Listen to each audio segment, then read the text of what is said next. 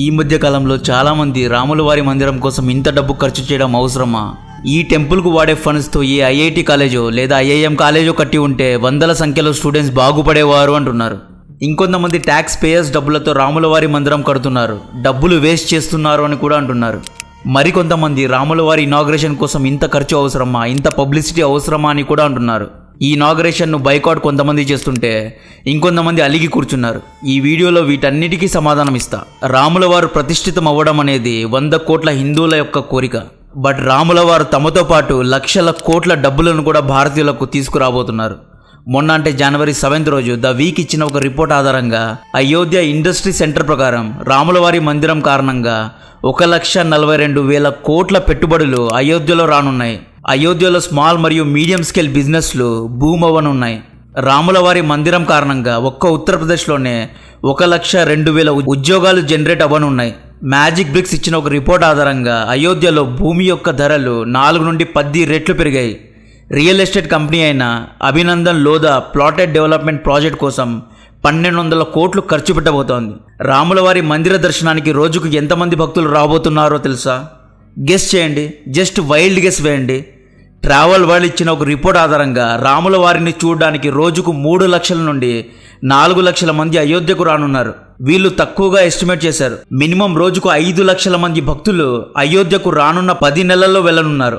ఆ తర్వాత మినిమం ప్రతి ఇయర్ 5 కోట్ల మంది అయోధ్యకు వెళ్ళే అవకాశం ఉంది అని ఎస్టిమేట్ చేస్తున్నారు. ఇది చాలా తక్కువ ఎస్టిమేట్, ఇంకా చాలా మంది వస్తారు. భారత్ నుండి ఒక్కటే కాదు, ప్రపంచ వ్యాప్తంగా భక్తులు రాబోతున్నారు. అయోధ్య మందిరం లోపలికి రోజుకు 1,00,000 మందిని మాత్రమే అలో చేస్తారు. తిరుమలకు దాదాపు రోజుకు 70,000 నుండి 80,000 మంది వస్తారు. 70,000 నుండి 80,000 మంది వస్తేనే కంట్రోల్ చేయడం కష్టమైపోతుంది. జస్ట్ ఇమాజిన్, రోజుకు 3 నుండి 4 లక్షల మంది అయోధ్యకు వస్తే భారత ఆర్థిక వ్యవస్థ మెరుగుపడుతుందా, మెరుగుపడదా? డెఫినెట్గా మెరుగుపడుతుంది. ఇక్కడ ఆర్థిక వ్యవస్థ అంటే భక్తులు హుండీలో వేసే డొనేషన్స్ కాదండి. ఈ డొనేషన్స్ను అయోధ్య టెంపుల్ ట్రస్ట్ పెద్దలు డెవలప్మెంట్ కోసం వాడతారు. మేబీ ఈ డొనేషన్స్ను ప్రభుత్వం కూడా వాడవచ్చు. ఇక్కడ ఆర్థిక వ్యవస్థ మెరుగుపడడం అంటే ఈ భక్తులు హోటల్స్లో, రెస్టారెంట్స్లో, లాడ్జెస్లో, రిసార్ట్స్లో ఉంటారు. సో లాడ్జింగ్కు ఖర్చు చేస్తారు. భక్తులు 2 నుండి 3 రోజులు అయోధ్యలో ఉంటారు. ఫుడ్ కోసం ఖర్చు పెడతారు.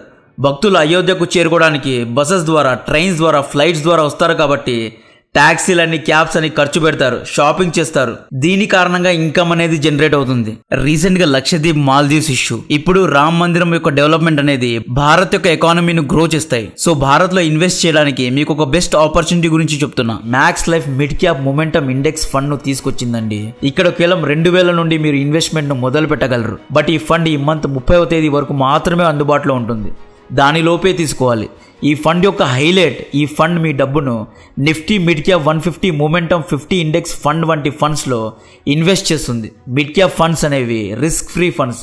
రిస్క్ అనేది ఇక్కడ చాలా తక్కువగా ఉంటుంది. మ్యాక్స్ లైఫ్లో AUM అప్రాక్సిమేట్లీ 1.22 lakh crores ఉంది. 190% సాల్వెన్సీ రేషియో ఉంది. సాల్వెన్సీ రేషియో 150% ఉండాలి, కానీ ఇక్కడ 1.27 times ఎక్కువగా ఉంది. ఈ ఫండ్ లాస్ట్ 5 yearsలో 28% రిటర్న్స్ ఇచ్చింది. లాస్ట్ 10 yearsలో 27% రిటర్న్స్ను ఇచ్చింది. దీనికి అర్థం ఏంటి? మీరు కనుక 2013లో ఈ ఫండ్లో ఇన్వెస్ట్ చేసి ఉంటే ఈ రోజుకు దాదాపు 11 times రిటర్న్స్ వచ్చి ఉండేది.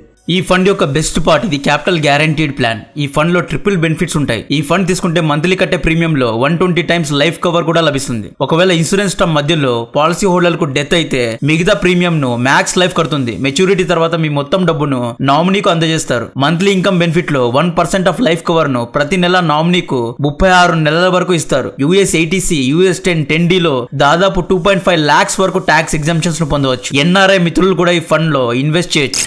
ఫండ్ యొక్క లింక్ డిస్క్రిప్షన్లో ఇస్తున్నా. ఫండ్ను అవైల్ చేసే లాస్ట్ డేట్ జనవరి 30వ తేదీ.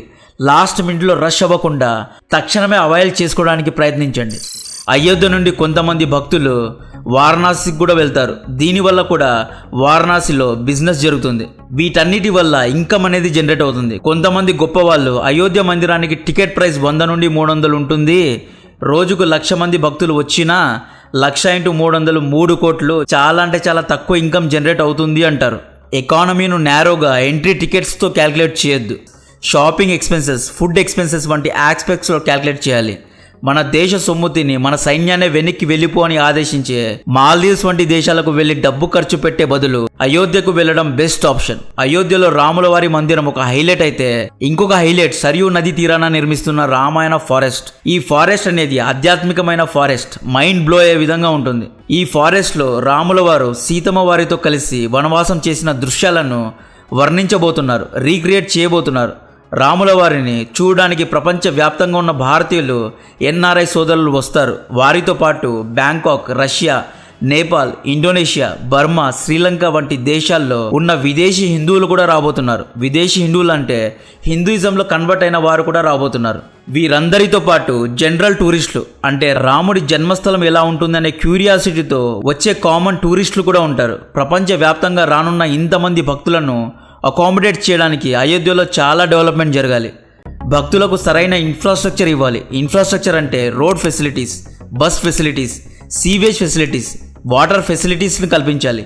ఇన్ఫ్రాస్ట్రక్చర్తో పాటు అయోధ్యను డెస్టినేషన్ అంటే ప్రపంచ పర్యాటక ప్రదేశంగా చేయాలి. అంటే అయోధ్యలో స్పిరిచువల్ ప్రదేశాలను, మన సంస్కృతి సాంప్రదాయాలను ప్రతిబింబించేలా టూరిజం స్పాట్స్ను కూడా డెవలప్ చేయాలి. ఇవన్నీ తయారు చేయడానికి ఎటువంటి అభివృద్ధి కార్యక్రమాలు చేపడుతున్నారు అంటే, అయోధ్య మొత్తాన్ని రీడెవలప్ చేయడానికి ఫేమస్ ఆర్కిటెక్ట్ అయిన దిక్షు కుక్రేజాను నియమించారు. అయోధ్య వేదిక్ టౌన్ మొత్తాన్ని అభివృద్ధి చేసి అయోధ్యను మన చరిత్ర, మన సంస్కృతి సాంప్రదాయాలు ప్రతిబింబించే విధంగా తయారు చేసే బాధ్యతలను ఈయన టీంకు అప్పగించారండి. కుక్రేజా ఆర్కిటెక్ట్స్ అంటే ఆల్తు ఫాల్తు ఆర్కిటెక్ట్స్ కాదు. వీళ్ళు ఢిల్లీలోని ద్వారకాలో ఉన్న యశోభూమి కన్వెన్షన్ సెంటర్ను డిజైన్ చేసిన ఆర్కిటెక్ట్స్. ఇండియాలోనే అతిపెద్ద కన్వెన్షన్ సెంటర్ ఇది. కన్వెన్షన్ సెంటర్ అంటే పొలిటీషియన్స్, బిజినెస్ మెన్, పెద్ద పెద్ద టీమ్స్ మీటింగ్ చేసే సెంటర్స్ను కన్వెన్షన్ సెంటర్స్ అంటారు. దీన్ని 3 months బ్యాక్ మోడీ గారు ఇనాగ్రేట్ చేశారు. యశోభూమి యొక్క ఆర్కిటెక్చర్ ఎంత అందంగా ఉందో చూడండి. ఈ కన్వెన్షన్ సెంటర్లో భారతీయ హెరిటేజ్తో పాటు అడ్వాన్స్డ్ టెక్నాలజీని కూడా జోడించారు. Solar power, green energy, building standards, LMS system, ఇలా అడ్వాన్స్డ్ టెక్నాలజీతో 8.9 మిలియన్ స్క్వేర్ మీటర్ విస్తీర్ణంలో దీన్ని కట్టారు. అయోధ్య రీడెవలప్మెంట్ కోసం వరల్డ్ క్లాస్ ఆర్కిటెక్ట్ ను అపాయింట్ చేశారు. మిస్టర్ కుక్రేజా ఒక ఇంటర్వ్యూలో అయోధ్యను వాటికన్ సిటీ, జెరూసలం, తిరుమల మరియు గోల్డెన్ టెంపుల్ యొక్క రిఫరెన్స్ తో డిజైన్ చేయబోతున్నాను అని ప్రకటించారు. అయోధ్య రీడెవలప్మెంట్ కోసం 85,000 కోట్లు ఖర్చు పెట్టబోతున్నారు. మాస్టర్ ప్లాన్ ప్రకారం ఈ రీడెవలప్మెంట్ ప్రాజెక్ట్ 2031లో ఫినిష్ అవ్వబోతోంది. మాస్టర్ ప్లాన్లో హోటల్స్, గెస్ట్ రూమ్స్, గ్రీన్ఫీల్డ్ టౌన్షిప్స్ను కూడా ప్లాన్ చేయబోతున్నారు. 10,000 కోట్లు ఖర్చు పెట్టి మన national highway authority of India roads మరియు బ్రిడ్జెస్ను కట్టబోతోంది. 7,500 కోట్లు ఖర్చు పెట్టి రైల్వే స్టేషన్స్ను, ఎయిర్పోర్ట్స్ను కట్టబోతున్నారు. ఆల్రెడీ అయోధ్యలో ఒక ఇంటర్నేషనల్ ఎయిర్పోర్ట్ను ఇనాగ్రేట్ చేశారు. అలాగే 3 రైల్వే స్టేషన్స్ను కూడా ఇనాగ్రేట్ చేశారు. ముస్లిమ్స్కు మక్కా ఎంత పవిత్రమో, యూదులకు, క్రిస్టియన్స్కు జెరూసలం ఎంత పవిత్రమో, సేమ్ అలాగే హిందువులకు అయోధ్య కూడా పవిత్రమైన భూమి. చాలా రిచ్గా అయోధ్యను తయారు చేయబోతున్నారు. ఈ అభివృద్ధి మరియు ఇన్ఫ్రాస్ట్రక్చర్ ప్రాజెక్ట్స్ను 8 థీమ్స్గా డివైడ్ చేశారు. ఆ 8 థీమ్స్ యొక్క పేర్లు ఆస్థెటిక్ అయోధ్య. ఆస్థెటిక్ అయోధ్య అంటే ఆకర్షణీయంగా మన సంస్కృతి సాంప్రదాయాలు ఉట్టిపడేలా తీర్చిదిద్దడం. Second theme clean Ayodhya. Clean Ayodhya అంటే పరిశుభ్రంగా చేయడం. ఇది చాలా ఇంపార్టెంట్. పవిత్ర స్థలాలు అనేవి చాలా పరిశుభ్రంగా ఉండాలి. మూడవ థీమ్ పేరు యాక్సెసిబుల్ అయోధ్య. యాక్సెసిబుల్ అయోధ్య అంటే కనెక్టివిటీ ఉండడం. అయోధ్యకు చేరుకోవడానికి ప్రపంచంలో ఉన్న అన్ని నగరాల నుండి డైరెక్ట్ ఫ్లైట్స్ను కల్పించడం. భారత్లో ఉన్న అన్ని నగరాల నుండి అయోధ్యకు చేరుకోవడానికి డైరెక్ట్ ఫ్లైట్స్ మరియు డైరెక్ట్ ట్రైన్స్ను కల్పించడం. బస్ ఫెసిలిటీస్ను ఇవ్వడం. Railway station, bus station, airports నుండి అయోధ్య మందిరానికి చేరుకోవడానికి ట్రాఫిక్ ఫ్రీ 2 lane రోడ్స్ను, బ్రిడ్జెస్ను నిర్మించడం. 4వ థీమ్ పేరు ఎక్స్పీరియన్షియల్ అయోధ్య. ఎక్స్పీరియన్షియల్ అయోధ్య అంటే ఇది చాలా ఇంట్రెస్టింగ్ థీమ్. అయోధ్య నగరం లోపల ఉన్న డిజైన్స్ను మనకు రిలేటివ్గా ఉండేలా కన్స్ట్రక్ట్ చేయడం. అయోధ్య దర్శనం అనేది ఒక టూరిజం లాగా కాకుండా ఒక ఎక్స్పీరియన్స్గా ఉండేలాగా నిర్మించడం. అయోధ్యలో మీరు నడిచేటప్పుడు లేదా అయోధ్య నగరంలో ఉన్న సమయంలో మీరు రామరాజ్యంలోని త్రేతాయుగంలో ఉన్న ఎక్స్పీరియన్స్ను తీసుకొచ్చే ప్రయత్నం చేస్తున్నారండి. 5th థీమ్ పేరు ఎఫిషియంట్ అయోధ్య. ఎఫిషియంట్ అంటే ఎఫిషియన్సీ, లెస్సర్ వేస్టేజెస్, గ్రీనరీ. దీన్ని ఎఫిషియంట్ అయోధ్య అంటారు. అంటే గ్రీన్ బిల్డింగ్స్ నిర్మించడం, వాటర్ వేస్టేజెస్ను తగ్గించడం, ఫుడ్ వేస్టేజెస్ను తగ్గించడం, ఇలాంటివన్నీ ఎఫిషియంట్ అయోధ్య కిందికి వస్తాయి. 6th థీమ్ పేరు మోడర్న్ అయోధ్య. దీనికి అర్థం అయోధ్యలో మోడర్న్ అడ్వాన్స్డ్ టెక్నాలజీను తీసుకురావడం. ఉదాహరణకు అయోధ్యలో ఆర్టిఫిషియల్ ఇంటెలిజెన్స్ ద్వారా సర్వీలియన్స్ సిస్టమ్ను అమర్చబోతున్నారు. అలాగే అడ్వాన్స్డ్ సీవేజ్ సిస్టమ్ను మోడర్న్ టెక్నాలజీస్తో కూడిన వాటర్ ప్యూరిఫైయింగ్ సిస్టమ్స్ను జోడించడం. 7th థీమ్ పేరు హెల్తీ అయోధ్య. హెల్తీ అయోధ్య అంటే మెడికల్ సర్వీసెస్ను ప్రొవైడ్ చేయడం. 24/7 హెల్త్ సర్వీసెస్ను ప్రొవైడ్ చేయడాన్ని హెల్తీ అయోధ్య అంటారు. 8th థీమ్ పేరు కల్చరల్ అయోధ్య. కల్చరల్ అయోధ్య అంటే మన సంస్కృతి సాంప్రదాయాలు ఉట్టిపడేలా అయోధ్య నగరాన్ని తీర్చిదిద్దడాన్ని కల్చరల్ అయోధ్య అంటారు. బేసికల్గా అయోధ్య టౌన్ను వేదిక్ కల్చరల్ స్మార్ట్ సిటీ చేయబోతున్నారు. ఎకనామిక్ టైమ్స్ విడుదల చేసిన ఒక ఆర్టికల్ ఆధారంగా Shri Ram Mandir construction committee chairman అయిన మిశ్రా గారు ఈ విధంగా చెప్పారు. అయోధ్య స్మార్ట్ సిటీలో హోటల్స్ నిర్మించడానికి 16 అప్లికేషన్స్ వచ్చాయి అని చెప్పారు. 5 స్టార్ హోటల్స్ అయిన తాజ్, రాడిసన్, ఐటీసీ వంటి గ్రూప్స్ అయోధ్యలో హోటల్స్ను నిర్మించడానికి ముందుకొస్తున్నారు. వీరితో పాటు బడ్జెట్ హోటల్ అయిన ఓయో గ్రూప్ కూడా అయోధ్యలో హోటల్స్ను నిర్మించడానికి క్యూలో ఉంది. టాటా గ్రూప్ 2 హోటల్స్ను నిర్మిస్తే రాడిసన్ కూడా 2 హోటల్స్ను కన్స్ట్రక్ట్ చేయడానికి ఒప్పందం కుదుర్చుకుంది. ఐటీసీ కూడా హోటల్స్ను కట్టే ప్లానింగ్ చేస్తోంది. అయోధ్య డెవలప్ అవ్వడం వల్ల భారత్కు డబ్బులు వర్షం కురుస్తుంది, ఉద్యోగాలు వస్తాయి, వ్యాపార అవకాశాలు పెరుగుతాయి. దీని కారణంగా మన ఆర్థిక వ్యవస్థ అభివృద్ధి చెందుతుంది. అయోధ్య రాముల వారి మందిరానికి వచ్చే భక్తులు పండ్లు, ప్రసాదం, స్వీట్స్, ఆర్తి, పూలని, మాలలని కొంటారు. వీటన్నిటి వల్ల కూడా చిన్న చిన్న షాప్స్ కు డబ్బులు వస్తాయి. కొంతమంది ఏమంటున్నారు, ట్యాక్స్ పేయర్స్ డబ్బుల ద్వారా మందిరాన్ని కట్టారు అంటున్నారు. ఇది నిజం కాదు. మందిరం కట్టడానికి ₹1 కూడా ట్యాక్స్ పేయర్స్ యొక్క డబ్బును తీసుకోలేదు. మందిరం కట్టడానికి 1800 కోట్లు ఖర్చు అయింది. ఈ డబ్బును భక్తులు ఇచ్చారు. భక్తులు దాదాపు 2000 కోట్లు డొనేట్ చేశారు. రాముల వారి మందిరానికి 1800 కోట్లు కాదు, 18,000 కోట్లు ఖర్చయిన భక్తులు డొనేట్ చేయడానికి రెడీగా ఉన్నారండి. ప్రభుత్వం ఖర్చు పెడుతున్న డబ్బు రామ మందిర నిర్మాణం కోసం కాదు, అయోధ్య టౌన్ డెవలప్ చేయడానికి ఖర్చు పెడుతున్నారు. ఇన్ఫ్రాస్ట్రక్చర్ కోసం ఖర్చు పెడుతున్నారు. అయోధ్య మందిరం బదులు ఐఐటి కాలేజ్, ఐఐఎం కాలేజ్ కట్టాలి అని నేరోగా కొంతమంది ఆలోచిస్తున్నారు. అయోధ్య మందిరం కోసం లక్షల్లో భక్తులు తమ ప్రాణాలు కోల్పోయారు. అయోధ్య అనేది 100 కోట్ల హిందువుల యొక్క ఎమోషన్. అయోధ్య మందిరం రావడం అనేదే సక్సెస్. శ్రీరాముల వారి ఈ మందిరం కారణంగా కాసుల వర్షం భారత్కు కురిపించడం అనేది బోనస్. ఇక అయోధ్య రామ మందిరం కారణంగా ఎంత రెవెన్యూ జనరేట్ అవుతుంది అనేది నేరోగా క్యాల్కులేట్ చేయకూడదు. ఉదాహరణకు అయోధ్య ట్రిప్ కోసం 3 రోజులు ఒక మనిషి వెళ్తున్నాడు అనుకోండి. అతను ఇంటి నుండి ట్యాక్సీకి ఎయిర్పోర్ట్కు లేదా రైల్వే స్టేషన్కు లేదా బస్ స్టేషన్కు వెళ్తాడు.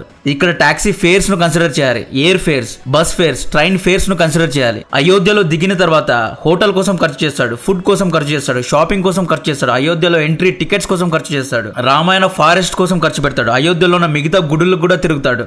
సో దీనివల్ల ఎంతో రెవెన్యూ జనరేట్ అవుతుంది.